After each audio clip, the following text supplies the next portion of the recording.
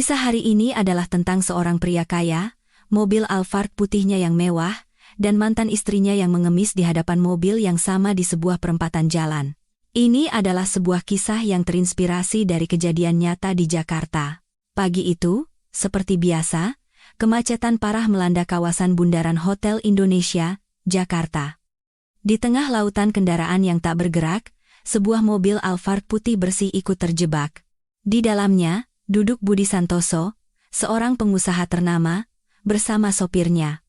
Mereka sedang dalam perjalanan menuju bandara untuk sebuah pertemuan penting di Surabaya.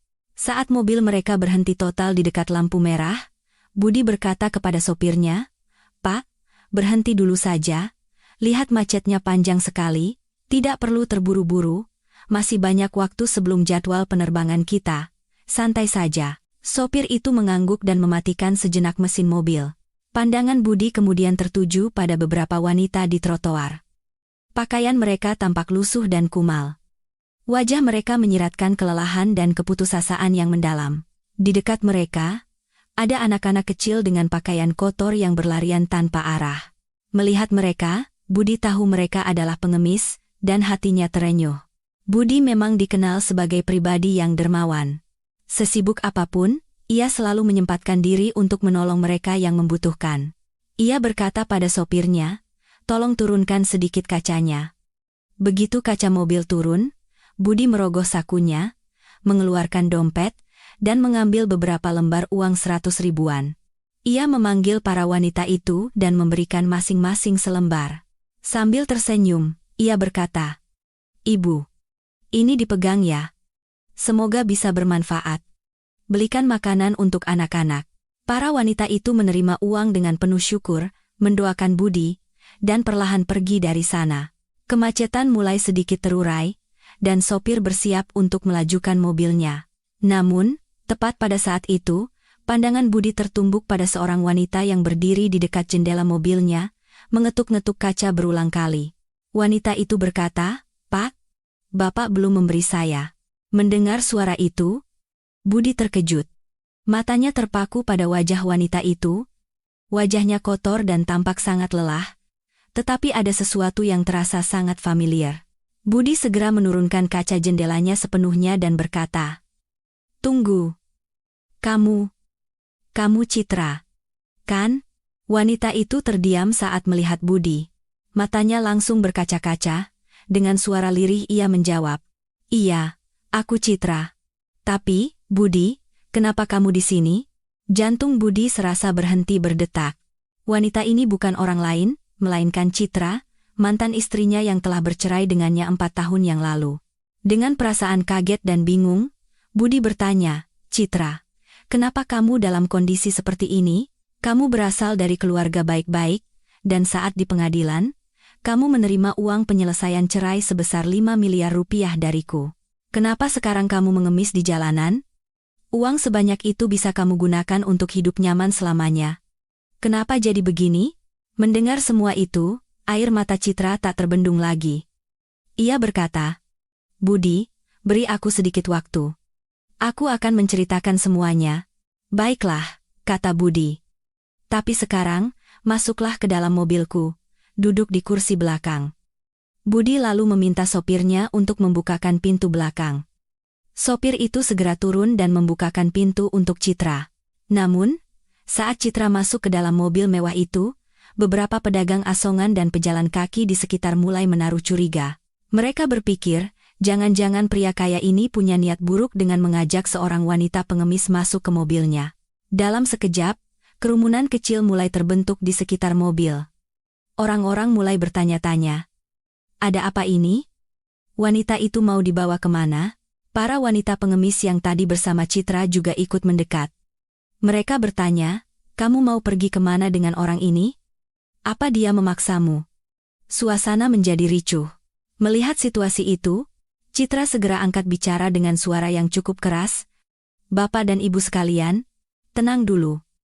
Beliau ini adalah Budi Santoso, mantan suami saya. Saya ikut dengan beliau atas kemauan saya sendiri, tidak ada paksaan sama sekali." Kerumunan mulai sedikit tenang, tetapi beberapa orang masih berbisik-bisik, sepertinya orang kaya raya. Kenapa dia mau mengajak pengemis masuk ke mobilnya? Pasti ada sesuatu.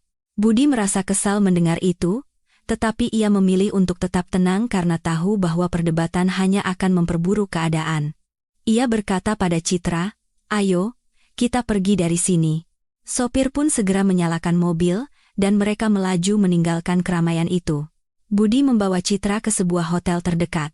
Ia memberikan sejumlah uang kepada sopirnya dan berkata, "Tolong pergi ke mall, belikan dia satu setel gaun yang sopan, sandal, dan beberapa perlengkapan pribadi yang dia butuhkan." Sopir itu segera pergi dan kembali dengan sebuah gaun biru yang indah, sepasang sandal, dan sebuah tas kecil. Budi berkata pada Citra, "Pergilah ke kamar mandi hotel, bersihkan dirimu, dan kenakan pakaian baru ini." Citra menuruti. Ketika ia keluar dengan pakaian barunya, Budi tertegun. Ia berpikir, keadaan benar-benar telah mengubahnya.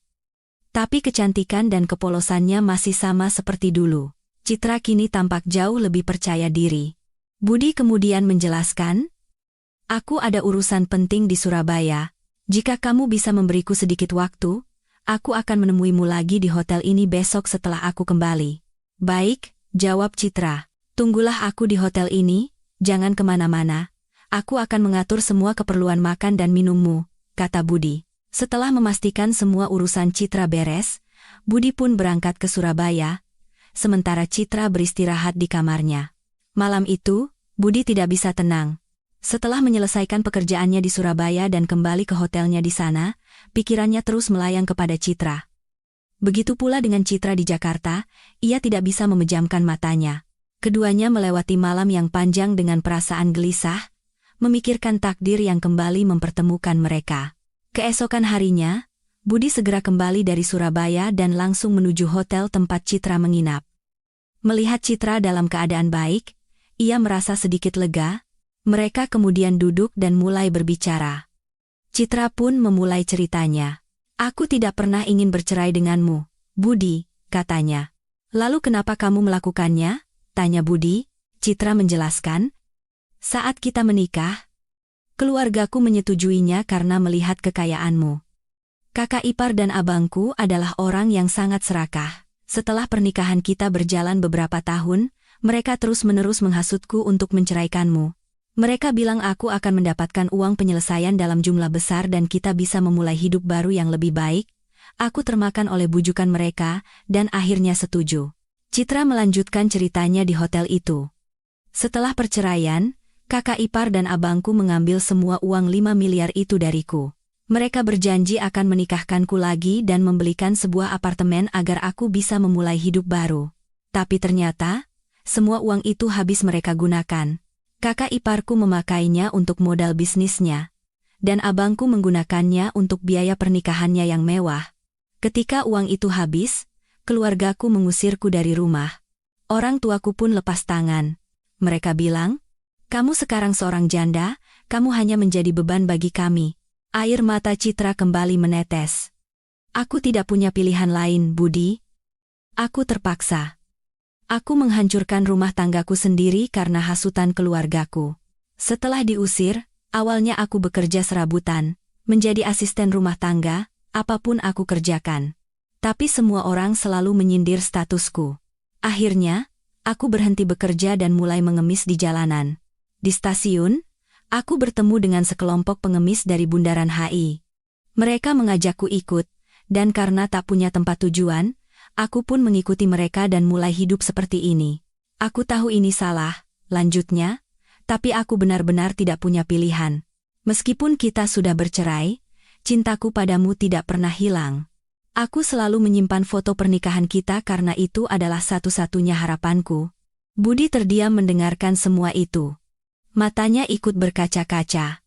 Ia berpikir, betapa keserakahan seseorang bisa menghancurkan hidup orang lain. Ia lalu bertanya, "Ibuku sangat merindukanmu. Kenapa kamu tidak pernah mencoba menemuinya?" Sambil terisak, Citra menjawab, "Aku merasa sangat malu, Budi. Bagaimana aku bisa menemuinya setelah apa yang aku lakukan padamu? Aku pikir ibu tidak akan pernah memaafkanku." Waktu menunjukkan pukul 12 siang. Budi berkata, "Sore ini aku masih ada satu pertemuan lagi di Surabaya, aku harus kembali ke sana. Berikan aku alamat tempat tinggalmu, aku akan menemuimu lagi setelah aku kembali. Citra memberikan alamat kamar kontrakannya yang kecil. Budi pun kembali ke Surabaya. Malam itu, lagi-lagi ia tidak bisa tidur, terus memikirkan nasib Citra. Ia berpikir, meskipun Citra melakukan kesalahan, hatinya tetap bersih. Itu bukan sepenuhnya salahnya, ia hanya korban dari keluarganya. Apakah aku bisa memberinya satu kesempatan lagi? Di sisi lain, Citra juga gelisah di kamar kontrakannya, memikirkan apakah ia masih pantas untuk menerima kebaikan Budi. Keesokan harinya, Budi segera menyelesaikan urusannya dan terbang kembali ke Jakarta. Ia langsung menuju alamat yang diberikan Citra. Namun, sesampainya di sana, ia diberitahu bahwa Citra sudah pergi mengemis lagi di Bundaran Hai. Budi segera menyusul ke sana dan menemukan Citra. "Citra, ikutlah denganku," kata Budi. Ia mengajak Citra masuk ke mobilnya dan menuju kamar kontrakan Citra. Kamar itu sangat kecil dan sederhana. Hanya ada sebuah kasur tua, beberapa perabotan rusak, dan di dinding tergantung sebuah foto pernikahan Budi dan Citra. Budi terpaku melihat foto itu. "Citra, kita sudah bercerai 4 tahun lalu. Kenapa foto ini masih ada di sini?" Citra menangis sejadi-jadinya. "Budi, aku tidak pernah ingin meninggalkanmu. Keluargaku yang menghasutku. Sampai hari ini, aku masih mencintaimu sebesar cintaku saat kita menikah dulu. Foto ini adalah satu-satunya peganganku pada kenangan kita, memberiku harapan bahwa suatu hari nanti semua akan baik-baik saja." Hati Budi luluh. Ia berkata, "Citra, meskipun kamu berbuat salah, hatimu masih bersih. Aku memaafkanmu. Tapi secara hukum, kita sudah berpisah. Aku pasti akan membantumu." Ia kemudian menambahkan, "Ibuku sangat merindukanmu. Apa kamu mau berbicara dengannya?" Mata Citra berbinar. "Iya, Budi, aku sangat ingin berbicara dengan ibu." Budi segera menelepon ibunya. "Bu, Citra sudah ketemu, bicaralah dengannya." Begitu mendengar suara ibu mertuanya, Citra langsung menangis tersedu-sedu. Ibunya berkata, "Nak, kamu di mana saja? Ibu sangat merindukanmu." "Bu, saya telah melakukan kesalahan besar. Apakah ibu mau memaafkan saya?" isak Citra. Ibunya langsung menjawab, "Nak, manusia tempatnya salah. Kamu adalah menantuku. Ibu selalu menyayangimu. Budi, bawa dia pulang ke rumah."